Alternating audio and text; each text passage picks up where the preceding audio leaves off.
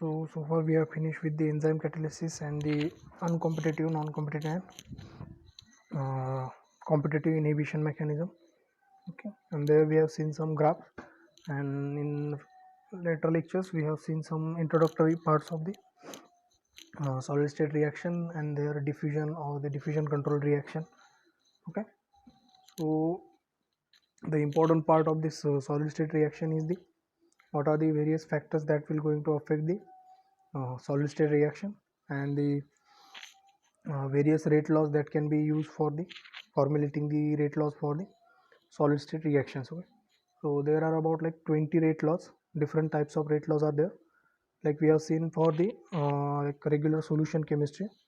So their kinetics can be determined by using various rate laws like first order, second order rate laws. Okay, so likewise we are having the around 20 different types of rate laws which can be used for the solid state reaction kinetics. But these rate laws are like as that of the solution state. Along with that, there are the other rate laws like which will be depending upon the shape of the particles. Okay, so various factors are there which will decide the rate of overall reactions. Okay, so based upon the various type of factors, we are going to have the different types of laws for these solid state reactions. Okay, so out of that around 20 rate laws, we are having 4 different rate laws. Okay, so we'll try to see that four rate laws one by one. And before going into the that rate laws and their derivation, first of all we have to understand what are the various factors which will affect the solid state reactions. Okay, so first factor is the particle size and their shape. Okay, so particle size and shape is quite an important factor which will decide the overall rate of reactions. Okay, because the rate laws that we are going to see only depends upon the particle size as well as its shape. Okay, so the particle might be having some like spherical shape, or it might have the square, or it might be having the cylindrical shape. Okay, so likewise there are various types of or the various shapes of the particles or the reactant particles. So in order to construct the rate laws, we have to consider that which type of particles are involved in the reaction. So based upon that, we have to use the various rate laws. Okay, so the important factor is the particle size and shape. Okay, next is the physical characteristics of solid materials, like its impurities are present, or some other catalyst material is present, or some porosity is there. Okay, so various physical properties or physical characteristics of the materials like sponginess or the poreness of the particular solids. Okay, so all that properties also affect the overall rate of solid state reaction. Next, third parameter or third factor is the formation or growth of the active nuclei on the product. Okay, so this is the common factor like we have seen for the polymerization reaction. So this formation or the growth of the active nuclei will decide the ease with which this reaction can grow. Okay, because there has to be some nuclei, and based upon that nuclei the other particle will grow on that nuclei and forms the bigger product. Okay, so that is the third factor. Now fourth factor is the phase boundary enhancement between the reactant and the product layer.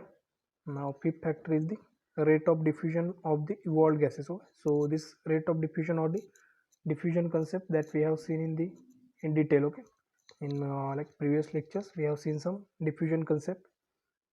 Okay, and how this diffusion of that evolved gases will change the overall course of reaction, because this evolved gases sometime it might be get removed from the solid surface, or sometimes it might get stuck into the solid surface or in between some cavities. Okay, so how these evolved gases will affect the overall rate of reaction, that also we need to see.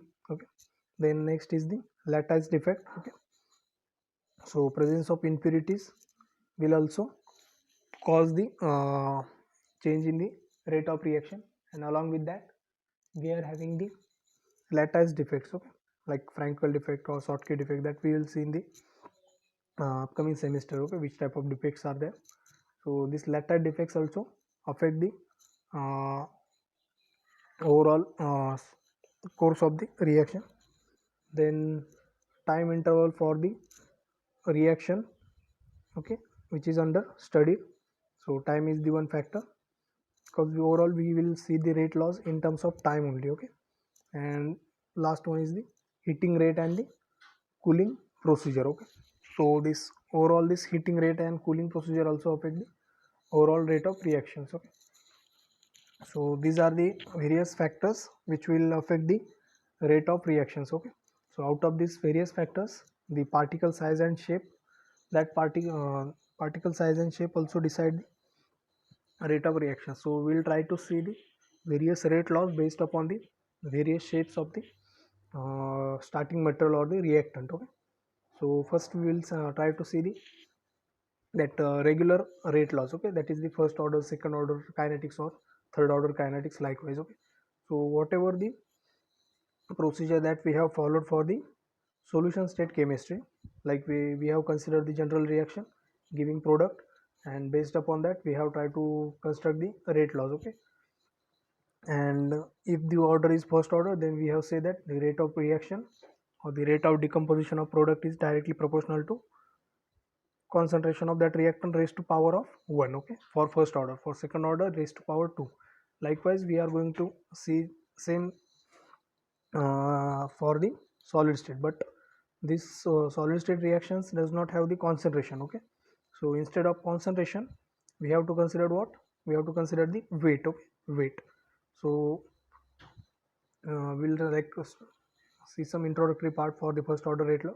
So let us consider the general reactions in which solid reactant A is transforming into the product P, and the gas G is evolving in this general reaction. So this is the general solid state reaction which involves some like diffusion of gases. So the rate of reaction is depending upon what, decrease in the concentration of reactant or the increase in the concentration of product. So these are the two ways in which we can define the rate of reaction.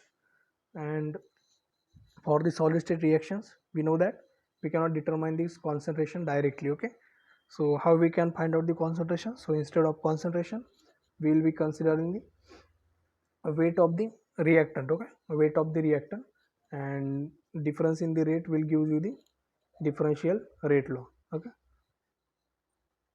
So we can say that this decrease in the weight of reactant is directly proportional to the initial weight of the reactant, okay. Likewise we have seen for the our solution state chemistry. So same type of rate laws can be developed for the this solid state reactions, okay. So next step is to like integrate this differential rate law within the proper limits. So at initial time, when time t is equals to 0, the amount of reactant will be what, maximum, that is say W0, that is the initial amount of reactant. So at particular time interval t, let the amount of reactant become W, okay. So some of the reactant get reacted. So rearranging the above equation and integrating within the proper limits, we get what, so it is the simple integration that 1 upon W, and here t is the, okay, integration within the limits of W0 to W and 0 to t, okay. So 1 upon W integration is natural log of W, that is ln of W, from the limits W0 to W, okay. So finally we can simplify that equation. So overall we can get the equation as ln of W0 upon W is equals to what, k into t, where k is the first order rate law constant. So another term that can be developed like, let alpha be the fraction of reactant that are reacted, okay. So alpha is what, the fraction of reactant that has been reacted, or indirectly we can say that initial weight of reactant minus how much it is unreacted, okay, unreacted, divided by initial weight, which will gives you the fraction of reactant reacted, okay. So it is 1 minus W upon W0. So value of W upon W0 is what, 1 minus alpha. So substitute that values in the our rate law. So what we'll get, that is ln of 1 minus, sorry, 1 upon 1 minus alpha is equals to k into t, or minus ln of 1 minus alpha is equals to k into t, okay. So if you plot the graph of this uh, okay, degree of dissociation with respect to time, you will always get what? Negative slope, and the slope of reaction is what? The rate constant for the first order reaction. So for the solid state reaction, the first order rate law is does not represent the